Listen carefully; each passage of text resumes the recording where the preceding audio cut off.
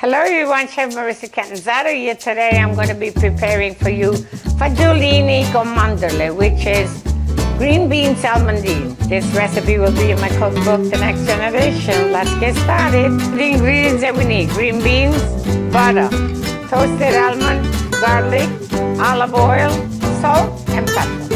Okay, here we go. The garlic is golden, the butter is melted, and now we're going to put them in.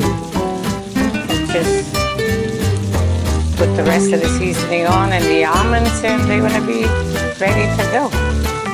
Here we go. That's the whole deal. Let them saute for maybe 5 to 7 minutes, and they're ready to serve. Here's our final product. Thank you for watching. Stay tuned for my next recipe, and bon appetit!